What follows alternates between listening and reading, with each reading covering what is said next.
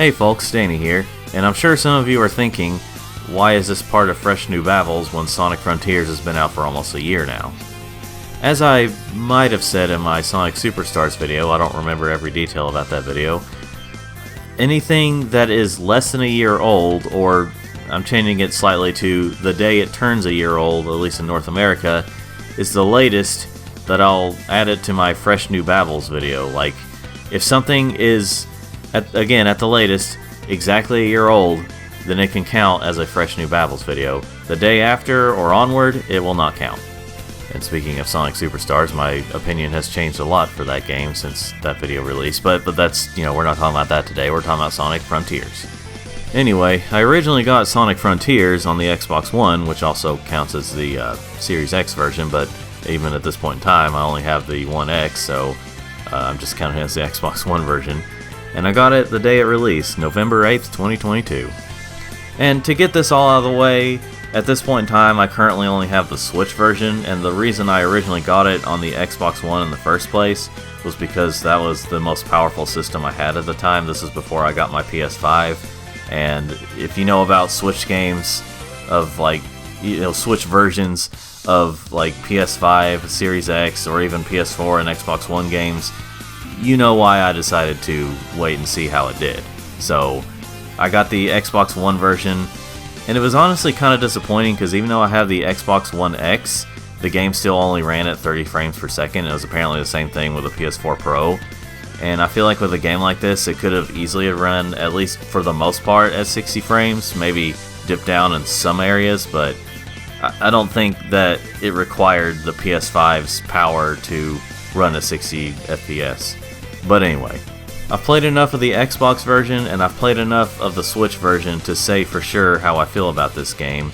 And honestly, it's one of the best Sonic games since Sonic Generations, in different ways from Sonic Generations, but it's still one of the best since then.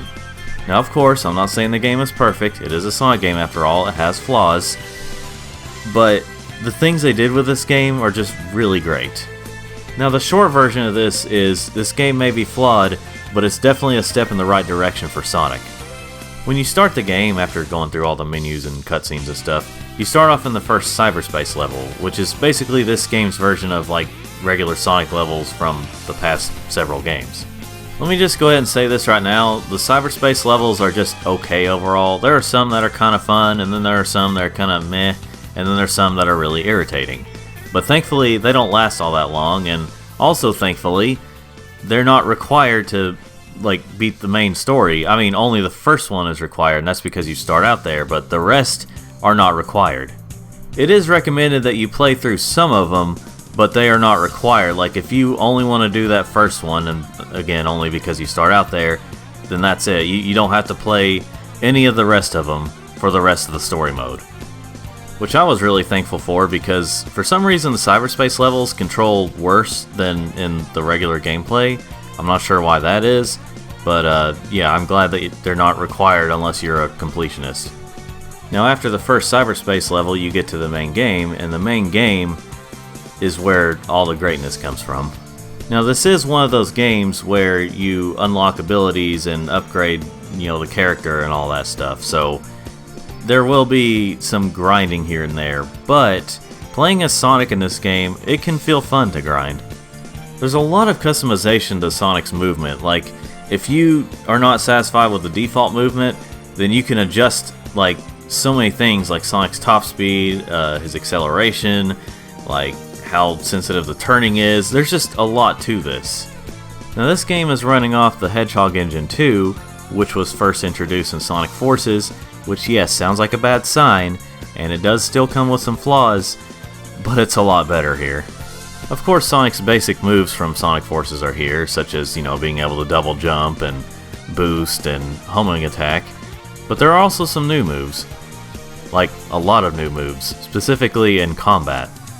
What they did with Sonic's combat in this game is incredible, because Sonic games have never, well, okay, not never, I mean, there's some that have to do with combat, but Sonic himself, just playing as Sonic, you don't really have a lot of combat options in previous games.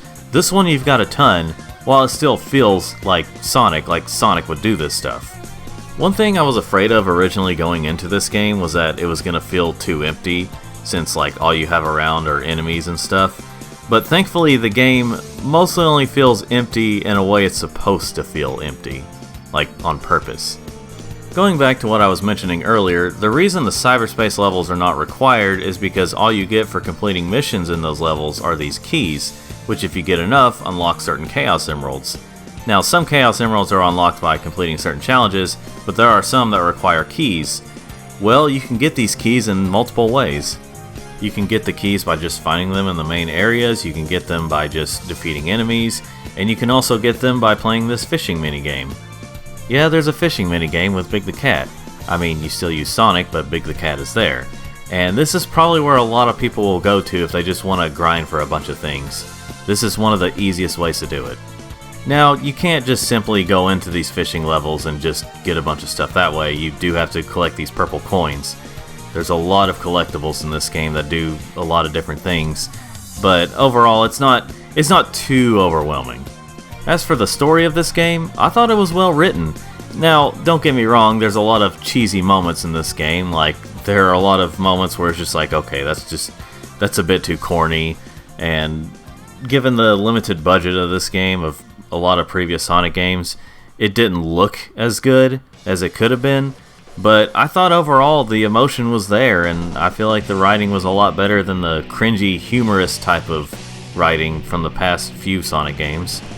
And yeah, I would definitely take the head writers of this game over the head writers of the 2010 Sonic games, considering one of them doesn't really know how to write a good story and called some of the Sonic fans idiots. So yeah, I would definitely choose someone who actually appreciates the Sonic series to write for these games, which was the case for this game. Again, it wasn't written perfectly, but it was a lot better. Now, as great as I think this game is, there is a lot of obvious flaws, such as the pop-ins, which happens a lot because there's a bunch of rails and stuff in the sky and platforms in the sky that just pop in. Not so much on the ground, but more so in the sky. It can be distracting, but you do eventually get used to them. There's also the problem with the 2D sections of the third world, which whenever you get to them, it's hard to get out of them. No one can understand why they put these forced 2D sections here. And then there's also some missions that are quite irritating, especially this pinball one. This pinball one is the minigame that will probably make me say I don't want to play through this game as much as I would, but otherwise the game is really great. When this game first came out, it had more flaws than it does now. I mean, when the game first came out, it was still fine, I still really enjoyed it, but after a few updates they made it even better. Like, there were these updates that added new game modes, they added some new mechanics, and they adjusted a lot of things that really felt like they were listening to the fans. Now, at this point in time, a little over a month ago, they added their third and final big update, which added a brand new, not really story mode, but like epilogue to the story mode, where you get to use Amy, Knuckles, and Tails. And, well, here's the thing about that. I was looking forward to being able to play as multiple characters again in a mainline Sonic game. But so far I've only used Amy because I was just at the beginning, so I'm at the lowest level, but it felt a little harder than it needed to, so I kind of gave up, and I had planned on coming back a little later on. And then I saw that, well, a lot of people are having trouble with this new mode, this new section or area, whatever you want to call it. And apparently it's really hard. It's gotten to the point where some are comparing it to Dark Souls. And I was just starting to think, no, I don't want to play through that. I don't want to do that. So I was a little disappointed, but in all honesty, it didn't sour my taste for the rest of the game. I think the rest of the game is fine, even without this. However, one thing I do appreciate about it is that whenever you use the other characters, they feel like Sonic enough for it to still feel like a Sonic game, but they also have their own unique abilities. And that's really great, because that's something that's needed for a future Sonic game. For a future 3D Sonic game is what I meant. And that's honestly what I got from this game, and what a lot of other people got, was that it feels like a game that was a test to see how well an open world or quote-unquote open zone 3D Sonic game would do. And I feel like they did really well with this one. Like, if they had a little more time and a little more budget, they could have made this even better. And I'm talking about official stuff, I'm not talking about fan projects. So if the next mainline Sonic game is an open world that is building off of this and making it better, then I would definitely look forward to it. They could always screw it up, but I'm looking forward to it. Not them screwing it up. I meant like, you know what I mean. But yes, overall, I think this game is great despite the flaws, and I think it has a lot of potential for Sonic's future. I hope you all enjoyed this video. Go ahead and like it if you did like it. Subscribe if you want to see more like this or any other types of videos that I make. And I appreciate you for watching. Have yourself a great day or night or whatever time it is for you. Now, part of the reason I talked about Sonic Frontiers is because I wanted to show an example that, yes, even if a game is coming close to a year old or is exactly a year old by the time the video is uploaded, that, you know, I will talk about them anyway. And these types of videos will probably be a little bit longer, possibly, because, you know, given that it's been almost a year, I've had time to play these games more, and I've had time to, you know, really think about it. Not as long, of course, as if, like, I waited a few years to talk about it and see how it holds up in a few years, but, you know, I just think that, I just wanted to show off that, yes, I can talk about these games and still call it fresh new Babbles, even though it's almost a year old or exactly a year old. Also, I just wanted to talk about Sonic Frontiers because I really like this game. Anyway, again, thanks for watching.